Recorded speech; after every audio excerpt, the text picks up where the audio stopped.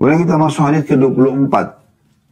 Dengan sanad sahih di ghairihi menjadi sahih karena dikuatkan dengan riwayat-riwayat lain dan urutan 814 dari awal belajar berbunyi dari Abdurrahman bin Auf radhiyallahu anhu bahwa Rasulullah sallallahu alaihi wasallam bersabda, "Thalathun walladhi nafsi biyadi in kuntu lahalifan 'alaihinna la yanqusu malun min sadaqah fatasaddaqu wa la ya'fu 'abdun 'an madhlamah illa zadahu Allah biha izzan yawmal qiyamah wa la yaftahu 'abdun baba mas'alah illa fataha Allah alaihi baba faqr." Kata Nabi SAW, 3 perkara demi zat yang jiwaku berada di tangannya, maksudnya demi Allah, benar-benar aku bersumpah atasnya. Ada 3. Yang pertama, harta tidak akan berkurang karena bersedekah, maka bersedekahlah.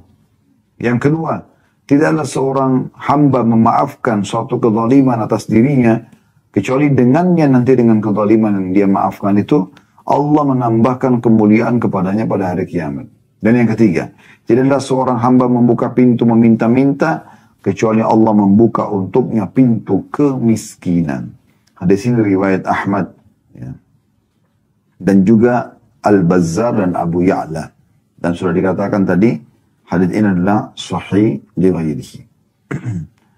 Dari hadis ini kita ambil pelajaran yang luar biasa, teman-teman sekalian. Ada 3 hal yang Nabi SAW bersumpah pasti benar. Walaupun Nabi SAW tidak sumpah, ini udah pasti benar. Tapi Nabi SAW bersumpah di sini untuk menekankan kepada kita semua tentang pentingnya 3 hal ini dan harus difahami baik-baik. Kita langsung masuk ke mutiara yang pertama, yaitu perkara yang pertama. Kata Nabi SAW, la yanqusu malu min sadaqah fatasaddaqu. Tidak akan pernah berkurang harta karena sedekah, oleh karena itu perbanyaklah sedekah kalian. Orang-orang kapitalis, mereka mengatakan, ya, sedekah itu kalau ngeluarin, itu boros, pemborosan. Bagi mereka nabung pangkal kaya. Jadi terus nabung, terus perbanyak isi rekening. Ini bertolak belakang dengan Islam. Islam bukan melarang menabung. Tetapi Islam menyuruh kita pangkal kaya bersedekah. Dan sedekah sama nabung nggak bisa ketemu. Karena sedekah mengeluarkan, nabung menyimpan. Gitu kan? Orang yang biasa sedekah jiwanya jadi dermawan. Orang yang biasa nabung jiwanya jadi pelit. Dia tidak mau mengeluarkan gitu. Dia perhitungan. Bahkan untuk dirinya sendiri pun dia perhitungan. Sehingga kita temukan dia penampilannya kumuh, rumahnya kotor, makanannya biasa. Padahal sebenarnya dia bisa menikmatinya. Islam tidak melarang dia untuk itu. Dan selalu saya ingatkan hadis Nabi SAW, Inna Allaha yuhibbu an yara athara ni'amihi ala abdi. Allah suka sekali melihat bekas nikmatnya pada hambanya. Kita disuruh berpenampilan yang bagus, makan yang layak dan enak, sehat, minum yang enak, ya, tinggal di tempat yang layak. Kita dibolehkan dalam Islam, tapi tidak mubadzir dan bukan dari sumber haram. Maka silakan Anda nikmati. Islam tidak pernah membatasi prestasi kita di dunia ini. Ya, yang penting benar cara mendapatkan dan meraihnya. Ini yang pertama. Oleh karena itu perbanyak sedekah. Nabi SAW sudah bersumpah di sini. Jadi bagi Anda yang mengikuti acara ini masih ragu, saya kalau bantu orang ini nanti berkurang harta saya. Itu semua tepis. Hapus dari kamus Anda itu. Yang kedua mutiaranya adalah Nabi SAW juga bersumpah, wala ya'fu 'abdun 'an madhlama illa zadahu Allah biha 'izzan yawmal qiyamah. Dan tidak ada orang yang memaafkan kezaliman yang sedang menimpa dia, kecuali Allah akan tambah untuknya kemuliaan pada hari kiamat. Ini Nabi SAW bersumpah. Ini semua berat ya. Tadi poin pertama berat. Orang bersedekah dengan berkeyakinan tidak berkurang harta saya. Bagaimana? Sekarang Anda punya 100 juta, Anda keluarkan 10 juta. Kan secara hitung-hitungan berkurang 10 juta. Tapi agama telah mengatakan tidak berkurang itu, bahkan bertambah. Maksudnya apa? Allah akan gantikan. Sebagaimana dalam firman Allah surah Saba. Ya. Sehingga saya surah nomor 34 ini, ayat 39. Allah SWT mengatakan, "Ma anfaqtum min syai'in fahuwa yukhlifu." Apapun yang kalian infakkan jalan Allah, maka pasti akan dia ganti. Pasti akan dia ganti. Ini Poin penting. Begitu juga dengan memaafkan. Ini berat. Orang berbuat zalim, mazlamah kata Nabi SAW. Dan tidak ada seseorang memaafkan kezaliman yang sedang menimpa dia. Kecuali dengannya Allah akan tambah untuknya kemuliaan pada hari kiamat. Jadi bukan Islam bilang, siapa yang berbuat zalim sama kamu, dendamlah, balaslah. Enggak begitu. Maafkan. Maafkan. Tentu di sini memaafkan teman-teman sekalian, artinya kita tidak perlu menuntut gitu kan. Tetapi bukan berarti dengan memaafkan kita harus terus berinteraksi lagi sama orang yang sama. Tidak harus. Di saat memang kita merasa terganggu secara keimanan, ya, terganggu secara kenyamanan, kita tidak apa-apa, kita batasi, sudah selesai hubungannya. Tapi memang kita tidak tuntut. Nah, itu namanya memaafkan. Kemudian yang ketiga, Nabi SAW bersumpah, dan ini yang jadi saksi bahasan kita di bab ini adalah wala yaftahu abdun baba mas'ala illa fatahallahu alaihi baba faqr. Tidak ada seseorang hamba yang membuka pintu mengemis kecuali Allah pasti akan bukakan baginya pintu kemiskinan. Pasti. Oleh karena itu harus ya fahami baik-baik tentang masalah itu. Jadi jangan pernah mengemis, maka Allah Subhanahu wa taala akan jauhkan Anda dari pintu kemiskinan. Baik teman-teman sekalian, kita lanjutkan lagi hadis kita ke hadis 25 dengan sanad sahih urutan 815 dari awal belajar. Berbunyi dari Abu Sa'id Al-Khudri radhiyallahu anhu, beliau berkata, qala Umar radhiyallahu anhu ya Rasulullah, laqad sami'tu fulanan wa fulanan yuhsinani ats-tsana yadhkurani annaka a'taytahuma dinarain. فقال النبي صلى الله عليه وسلم والله لكن فلانا ما هو كذلك لقد أعطيته ما بين 10 إلى 100 فما يقول ذلك أما والله إن أحدكم لا يخرج مسألته من عندي يتأبتها يعني تكون تحت إبطه نارا قال عمر رضي الله عنه يا رسول الله لما تعطيها إياهم قال فما أصنع يأبون إلا ذلك ويأبى الله للبخل. Artinya Umar radhiyallahu anhu berkata, ya Rasulullah, mohon maaf. Umar berkata, ya Rasulullah, sungguh aku mendengarkan fulan dan fulan memuji dengan baik. Keduanya menyebutkan bahwa engkau memberi mereka berdua 2 dinar. Dia berkata, Nabi SAW menjawab, demi Allah, akan tetapi fulan yang lain tidaklah demikian. Sungguh aku telah memberinya antara 10 sampai 100. Dan dia tidak mengatakan itu. Ketahuilah demi Allah, sesungguhnya salah seorang dari kalian membawa keluar pemberianku kepadanya dari sisiku, padahal dia mengempitnya, yakni membawanya di bawah ketiaknya dalam bentuk api neraka. Dia berkata, Umar berkata, ya Rasulullah. Maksudnya di sini Abu Sa'id Al-Khudri berkata, Umar berkata radhiyallahu anhu, dia sampaikan perkataan Umar, ya Rasulullah, mengapa engkau memberinya kepada mereka? Nabi SAW menjawab, lalu apa yang harus aku lakukan? Mereka tidak mau apapun kecuali hal itu. Sementara Allah menolak aku berlaku kikir. Diriwayatkan oleh Ahmad dan Abu Ya'la. Dan rawi-rawi Ahmad adalah rawi-rawi as-sahih.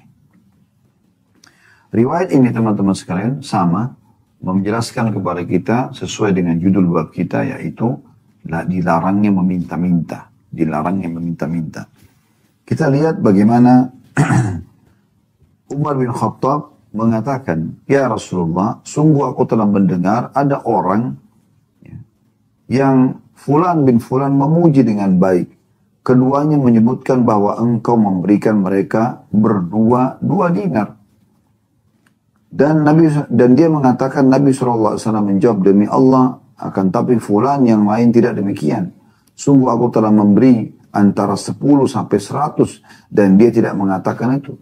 Ketahuilah demi Allah sungguhnya salah seorang dari kalian membawa keluar pemberianku kepadanya dari sisiku, padahal dia mengempitnya di bawah ketiaknya dalam bentuk api neraka. Ini pelajaran pertama dari hadis. Mirip dengan penjelasan yang sebelumnya, jadi bukan hadis 24 tapi hadis 23 ya.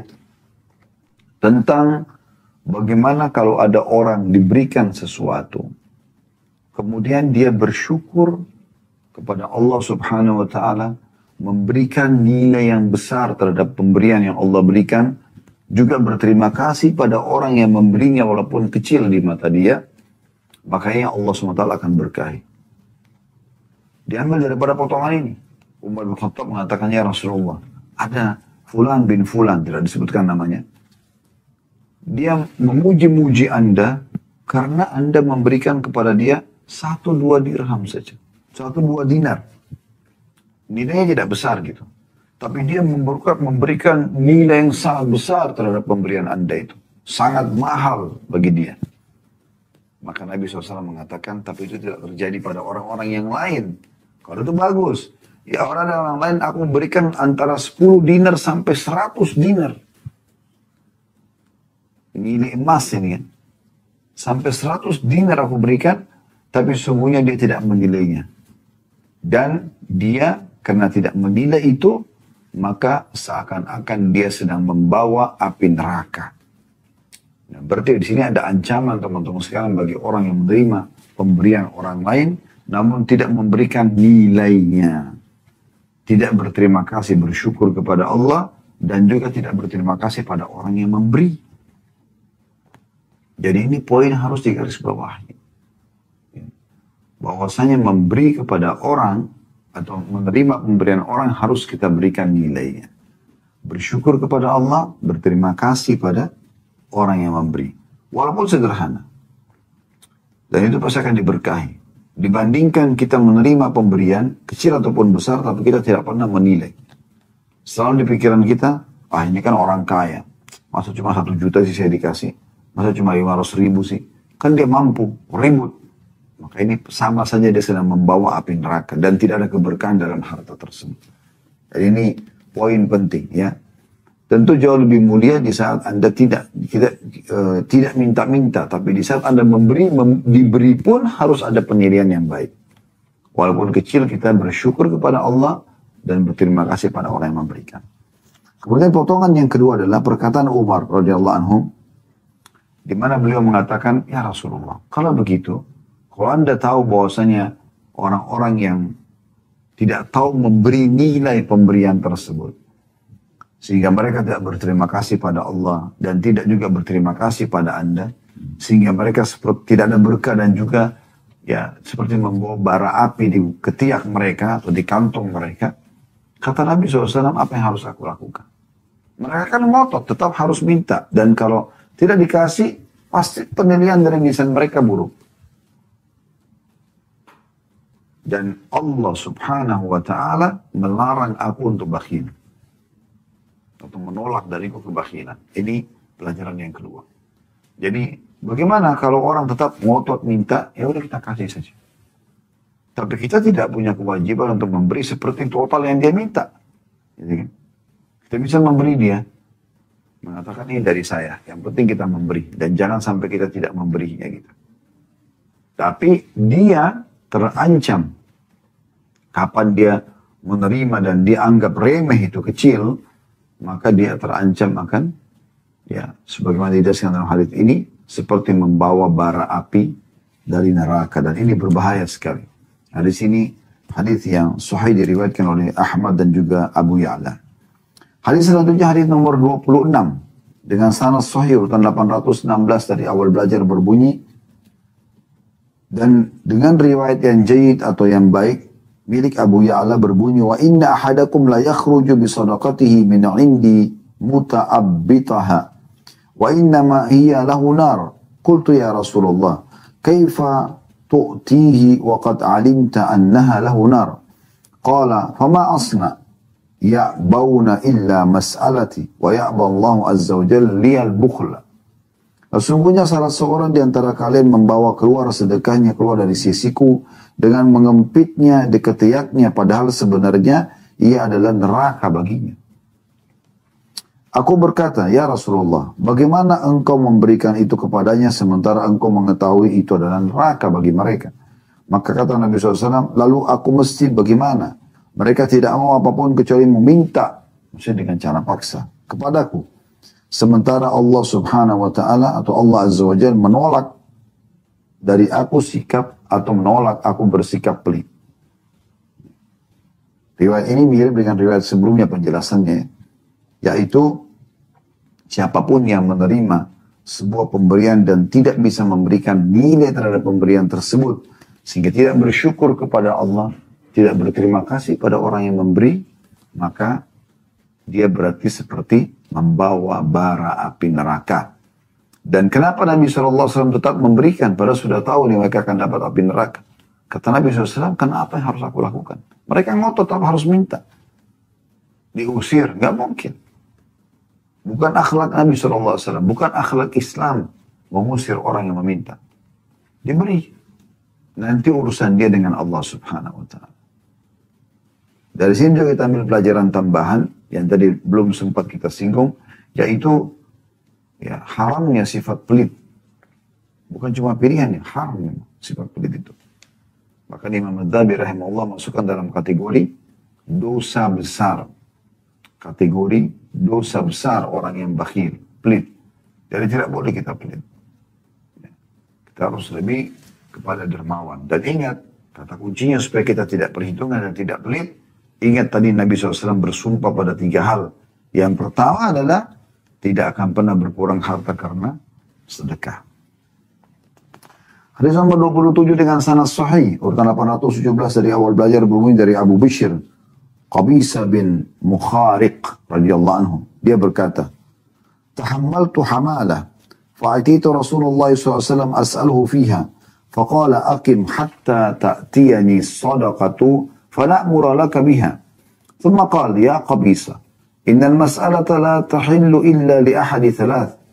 Rajulin tahammala hamalatan فحلت له المسألة فسأل حتى يصيبها ثم يمسك ورجل أصابته جائحة اجتاحت ماله فحلت له المسألة فسأل حتى يصيب قياما من عيش أو قال سداد من عيش ورجل أصابته فاقة حتى يقول ثلاثة من ذوي الحجة من قومه لقد أصابت فلانا فاقة فحلت له المسألة فسأل حتى يصيب قياما من عيش أو قال سدادا من عيش وما سيوهن من المسألة يا قبيسة سحت يأكلها صاحبها سحتا. Aku memikul tanggungan lalu aku mendatangi Rasulullah SAW meminta bantuannya. Ini maksudnya perkataan Abu Bishr Qabisa bin Mukhariq radhiyallahu anhu. Dia bilang ada beban, ya, ada masalah yang saya harus selesaikan segera dan saya minta Nabi SAW membantu. Lalu Nabi SAW bersabda, tinggallah sampai datang sedekah sehingga kami perintahkan memberikannya kepadamu.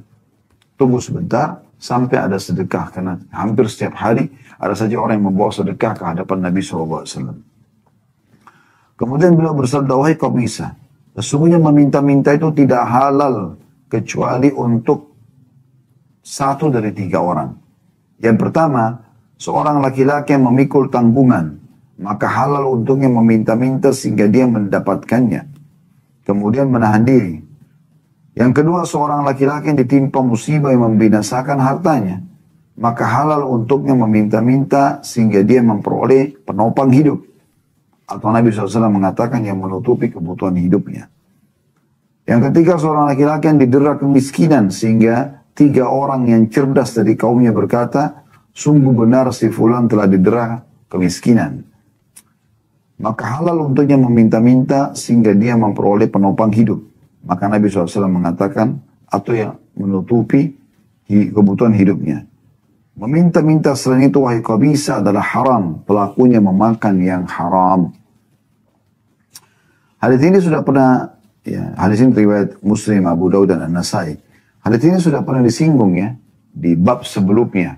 Bab sebelum ini dibahas itu tentang kapan orang itu boleh meminta-minta. Namun di sini ada pengulangannya. Kita ambil pelajaran yang pertama, termasuk kita ulangi lagi, mutiaranya adalah kedermawanan baginda Nabi Sallallahu Alaihi Wasallam. Beliau tidak pernah sama sekali menolak orang yang datang minta. Hanya beliau kadang-kadang menitipkan pesan penting tentang masalah orang yang minta-minta. Karena kan orang datang minta berarti butuh. Bukan untuk diusir atau disuruh pergi. Tapi diberikan kebutuhannya semampu kita gitu. Supaya kita tidak masuk dalam bab pelit. Dan kita tetap mendapatkan pahala sedekah. Tapi kita boleh menitipkan pesan. Sebagaimana kita lihat tadi pesan Nabi SAW kepada Thauban, pesan Nabi SAW juga ya sebelumnya atau sesudahnya kepada Umar, ya. Pesan Nabi SAW kepada Abdurrahman bin Auf dan pesan Nabi SAW kepada beberapa sahabat-sahabat yang sudah kita sebutkan tadi riwayat-riwayatnya. Bagaimana Nabi SAW berpesan kepada mereka tentang hati-hati, ya. Jangan sampai membuka pintu minta-minta dan seterusnya. Orang yang cerdas menangkap itu. Kemudian mereka berhenti dari minta-minta. Karena kesantunan Nabi SAW. Pelajaran yang kedua, ada 3 golongan yang boleh meminta-minta. Tapi hanya sampai mereka mampu. Kita langsung masuk ke pelajaran kedua. Golongan pertama yang boleh minta-minta. Yaitu, Rajulun tahammala hamalatan fahallatahu mas'alatu. Fasa'ala hatta yusibaha, thumma yumsik. Golongan pertama adalah seorang laki-laki yang memikul tanggungan. Misalnya dia harus biayai istrinya, anaknya gitu kan. Maka halal untuknya meminta-minta sehingga dia mendapatkannya. Kemudian menahan diri. Misalnya hari ini dia harus makan dan minum sama anak istri. Tapi tidak ada. Kosong sekarang misalnya di rumah. Mereka mungkin tidak bisa tidur karena kelaparan. Terpaksa dia minta, tapi itu hanya untuk kebutuhan hari itu. Sudah kita jelaskan di bab sebelumnya, Nabi SAW memberikan tolok ukur, ya, selama dia masih punya untuk makan siang, maka nggak boleh dia minta di siang itu untuk makan malam. Dia tunggu nanti kalau malam dia betul-betul tidak punya dan kelaparan, apa boleh buat gitu, tidak bisa tertopang dengan makanan tadi siang untuk tidur malam hari, maka dia baru boleh minta. Tapi nggak boleh orang minta langsung gitu. Walaupun ada riwayat lain sehari semalam. Tapi riwayat yang lebih hati-hati kita, sudah kita belajar di bab sebelumnya adalah dia tidak minta selama dia masih punya kebutuhan untuk makan siang atau makan malam. Dan ini penting sekali. Ya. Di sini boleh orang buka pintu dan tidak kena ancaman tadi, dosa, ya, karena minta-minta gitu. Kemudian yang kedua, ini pelajaran yang ketiga atau mutiara ketiga dari hadis. Golongan kedua yang boleh minta. Warajulin asabathu ja'ihatun ihtajat malahu. Fahallatahu al-mas'ala. Fasa'ala hatta yusiba qiyaman min aish. Au qala sidadan min aish. Yaitu, golongan kedua adalah seseorang yang ditimpa musibah yang membinasakan hartanya. Bangkrut, terlilit utang. Dia membawa barang-barang dagangannya yang satu tempat dirampok. Nggak ada lagi barang lain. Maka halal untuk yang meminta-minta sehingga dia memperoleh penopang hidup. Atau kata Nabi SAW, menutupi kebutuhan hidupnya. Selama dia masih mampu hidup, dia tidak boleh minta. Tapi kapan dia tidak bisa kecuali harus minta, sementara dia minta sampai dia mampu. Ini golongan yang kedua. Jadi bangkrut hartanya. Jadi utang. Golongan ketiga ini mutiara yang keempat dari hadis yaitu ورجل أصابته فاقة حتى يقول ثلاثة من ذوي الحجة من قومه لقد أصابت فلانا فاقة فحلت له المسألة فسأل حتى يصيب قياما من عيش أو قال سدادا من عيش. Golongan ketiga yang boleh minta-minta adalah seseorang yang didera kemiskinan. Sama sekali dia nggak bisa makan lagi. Walaupun dia sendirian gitu. Kalau tadi kan yang pertama tanggungan. Mungkin ada orang tuanya, mungkin ada istri anaknya gitu kan. Kalau ini mungkin dia sendiri pun, dia tidak bisa topang hidupnya. Maka halal untuk yang meminta-minta sehingga dia memperoleh penopang hidup. Pekerjaan kan dan segala macam. Atau yang bisa ya menutupi kebutuhannya. Ini golongan yang ketiga yang boleh meminta-minta, tapi ingat batasannya hanya sampai dia mampu. Dan kita sudah jelaskan di bab yang sebelumnya, kemampuan terhitung kalau dia sudah bisa makan siang. Gak boleh diminta di siang itu untuk makan malamnya. Ini dikasih uang, minta makan, saya belum makan soalnya. Dikasih uang misalnya 50.000 rupiah atau 10.000 rupiah atau 20.000 untuk bisa makan siang, cukup. Dia bilang, bisa nggak saya minta sekarang untuk makan malam? Itu nggak boleh. Sebenarnya didasarkan dalam bab sebelumnya. Walaupun saya katakan tadi ada riwayat lain, sehari semalam, gitu kan. Tapi riwayat yang lebih peka dan sudah kita jelaskan di bab yang sebelumnya, ya, yaitu hadis sahih, kalau cukup untuk dia makan siang, tidak boleh minta untuk makan malam. Kecuali tiba di malam hari betul-betul dia tidak punya kemampuan dan dia tidak bisa tidur karena kelaparan, baru boleh dia minta untuk makan malamnya. Tidak boleh minta untuk besok juga sekalian, tidak. Suatu kali makan gitu. Maka itu yang dimaksud dengan ada yang menopangnya. Terus saja dia masih bisa minta selama belum bisa dia menopang dirinya sendiri. Lalu pelajaran yang terakhir, dan ini pelajaran yang kelima dari hadis adalah bagaimana Nabi SAW mengatakan wa masi wa hunna minal mas'alati ya qabisa suhtun ya'kuluha sahibuha suhtan. Ketahuilah hai qabisa, meminta-minta selain daripada 3 golongan ini, maka itu adalah haram hukumnya. Makanya kita bilang tadi mengemis haram. Ya, kecuali dibatasi dengan 3 golongan ini. Gitu kan. Pelakunya memakan yang haram. Kayak dia jadikan sebagai profesinya misalnya, pura-pura dan segala macam. Maka itu akan menjadi sumber permasalahan bagi dia. Hadis ke-28 dengan sanad sahih. Urutan 818 dari awal belajar berbunyi dari Ibnu Abbas radhiyallahu anhuma. Dia berkata, Rasulullah SAW bersabda, Istagnu anin nasi walau bisyawusin, walau bisyawusis siwak. Bisyawusis siwak, ya. Artinya tahanlah diri dari minta-minta kepada orang walaupun hanya sebatang kayu siwak. Hadis riwayat Al-Bazzar At-Tabarani dengan sanad jaid dan juga diriwayatkan oleh Al-Baihaqi. Kayu siwak itu murah sekali. Walaupun dengan kayu siwak jangan minta sama orang.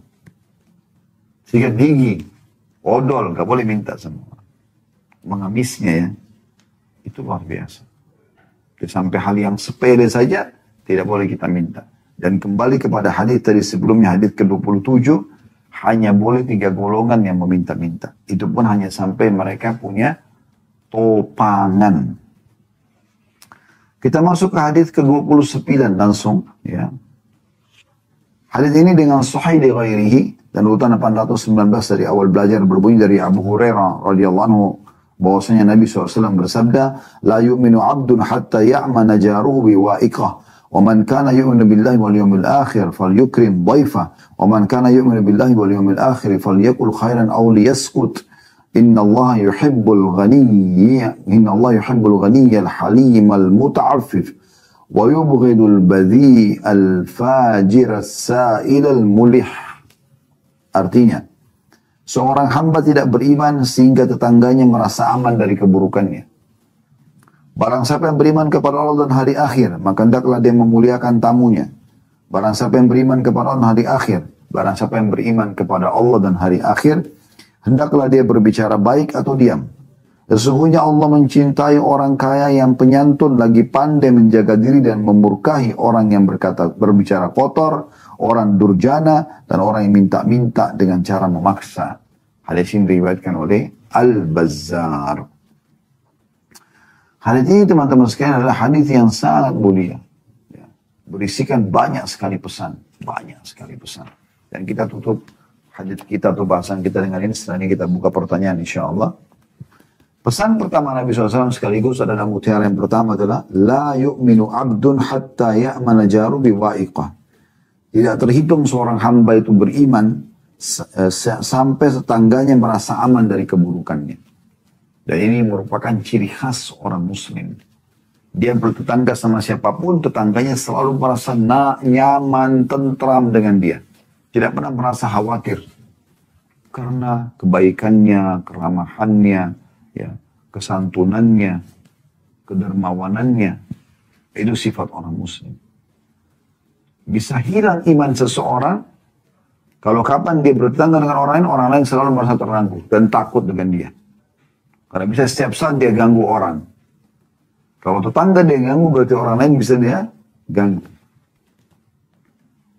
Makanya salah satu tolok ukur orang mengetahui orang ini baik atau tidak, tanya ke tetangganya. Baik gak dia?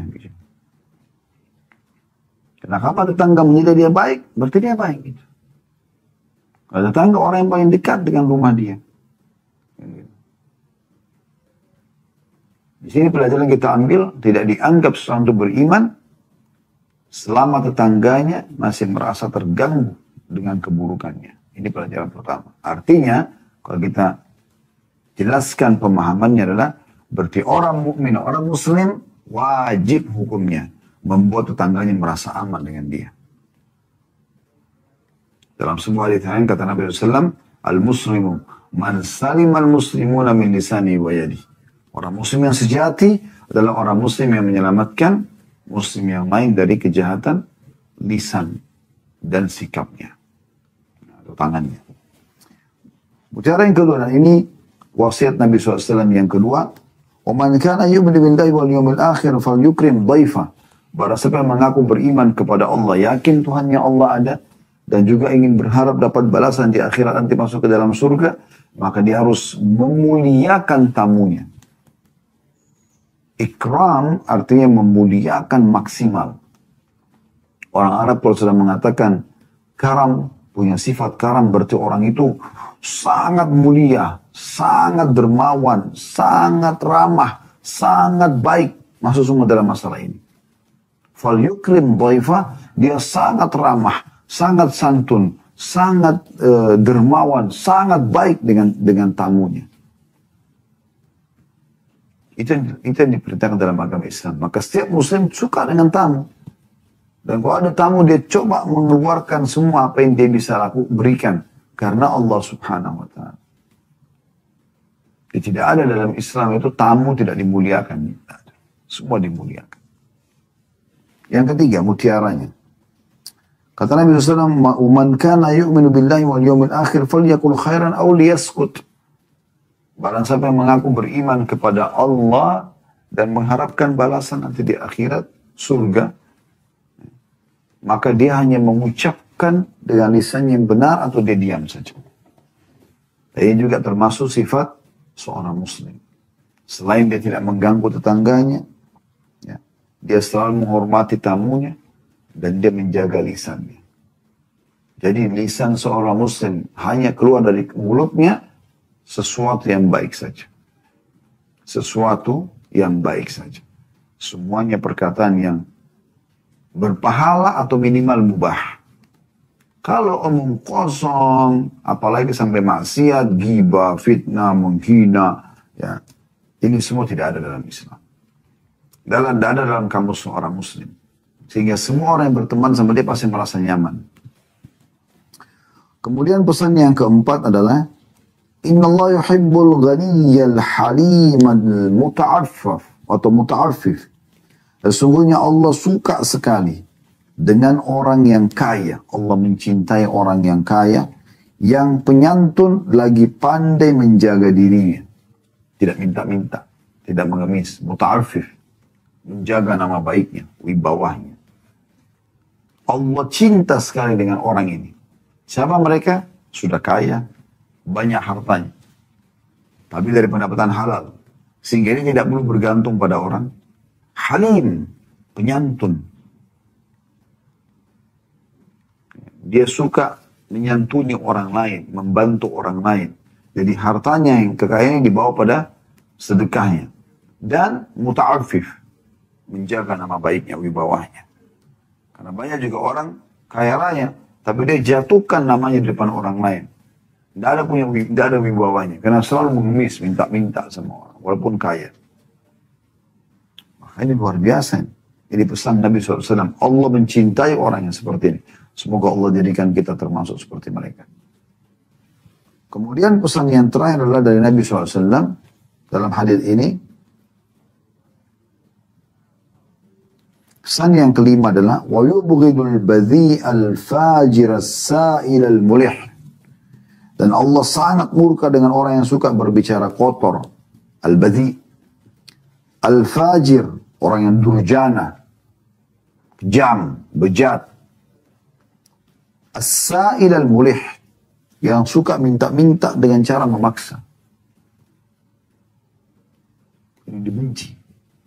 Manusia pun tidak suka dengan orang seperti ini. Minta tapi dengan cara paksa. Meminta saja bukan dengan cara paksa sudah cukup membuat orang tidak suka. Apalagi kalau minta dengan cara paksa. Semoga Allah selamatkan kita dari sifat-sifat seperti ini.